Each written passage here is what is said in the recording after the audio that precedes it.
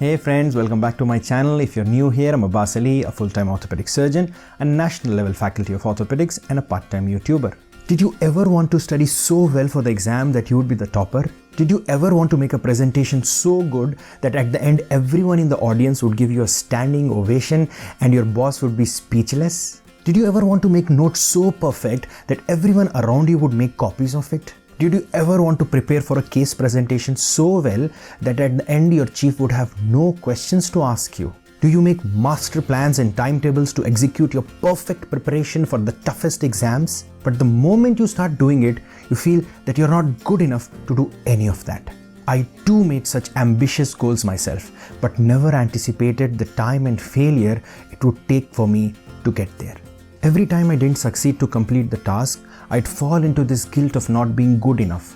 One small setback is enough to shake all my well-laid grand plans. We all have had this experience while reading or revising or doing anything important. This is what is called seeking perfection. Now at the outset, it seems great to be labeled as a perfectionist, right? But I'll tell you why perfect is the enemy of good, and why it leads to frustration, procrastination, and sometimes forces us to give up because of immense pressure to be perfect. In this video, I will share the principles that will help you overcome this problem. So without further ado, let's get on with it.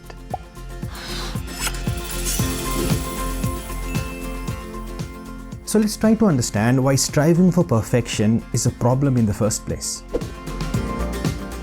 Why is perfectionism bad? Because it's an imaginary state where everything is ideal and perfect, but that is far from reality. Let me give you an example. I was and sometimes still am a perfectionist. I procrastinated making these videos that I wanted to make because the lighting wasn't good enough, the sound wasn't perfect, the music wasn't right, or the idea I was sharing wasn't perfect or up to the high standards I had in my mind. And so I could not get important information out at the right moment for you guys. In the perspective of students, we postpone reading for an exam because we can't seem to get the best mood, the best partner, or the book. We hesitate to participate in a competition, fearing we will not win it. And sometimes we don't even start or give up because we don't have the courage of facing disappointment. Why bother starting when we know we can't win it? And this fear of failure or not being the best is so real that it's paralyzing us from even attempting. So essentially, perfectionism is your fear in disguise. Are you following what's going on here?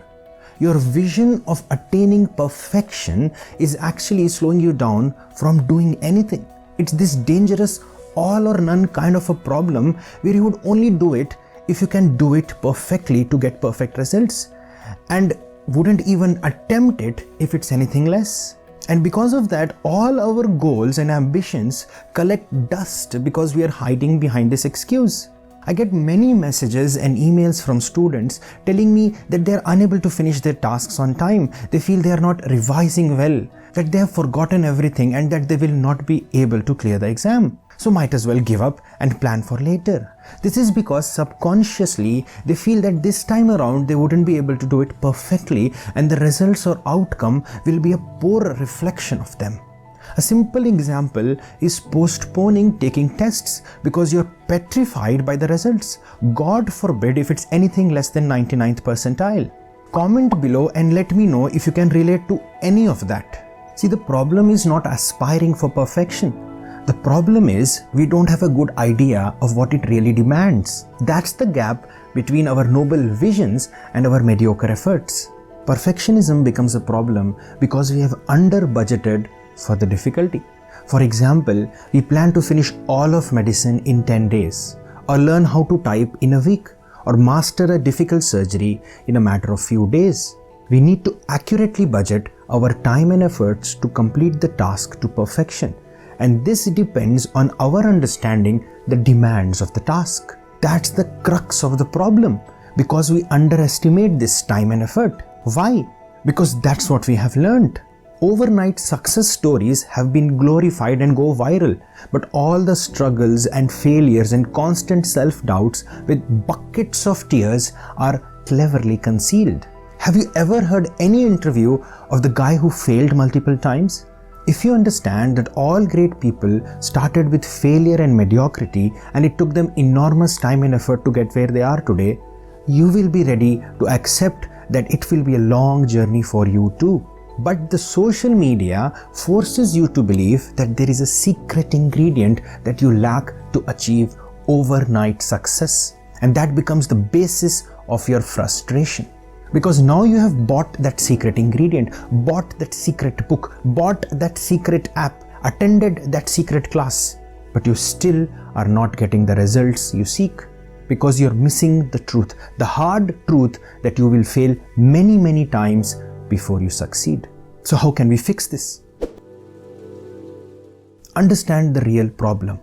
When you're preparing for an exam or doing an important task, you want to cover everything and desire the best results and nothing less. And that's natural because this is a matter of your future and you can't take it for granted. So you focus so much on making that one thing right that you barely move forward, which is counterproductive. See, imperfect action wins over perfect inaction. So instead of obsessing about doing something perfectly, it's better to just do it and move forward. These imperfect actions over time give you those perfect results. So number 1, correct your focus. If you aim to be a topper, you are focusing on the end result, and because of that, you lose focus on the process to get there. A perfectionist focuses on result, whereas successful people focus on the process. Process is the most important thing you should focus on to get the results. Say for example, you want to top your biochemistry exam. So instead of focusing on the result, focus on working at it every day slowly. Focus on every 1 hour or 2 hours you're reading it. And eventually all that focus would have accumulated to give you the result you want. Number 2, acknowledge the vision, but strip it back to bare essentials. Know what you want to do. Say you have to finish so many subjects for your exam. That's the vision. Great. Now if you want to start doing it perfectly, it's a daunting task, isn't it? So strip it back to its bare essentials and start working on it slowly. Start with one subject and one chapter and one page today, and slowly it will all add up. This should be your strategy to overcome the fear of any huge project. Number 3, and most importantly, don't under budget for any task at hand. Great achievements and plans need time.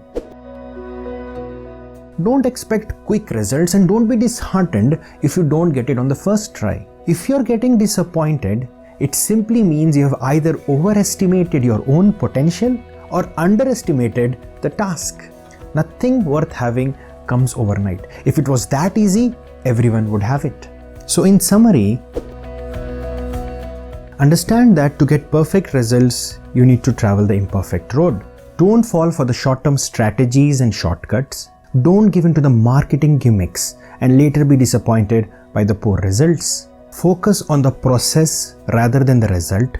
And if you ever feel overwhelmed by the journey, acknowledge the visions, but strip it back to bare essentials. And most importantly, accurately budget your time and effort to complete the task.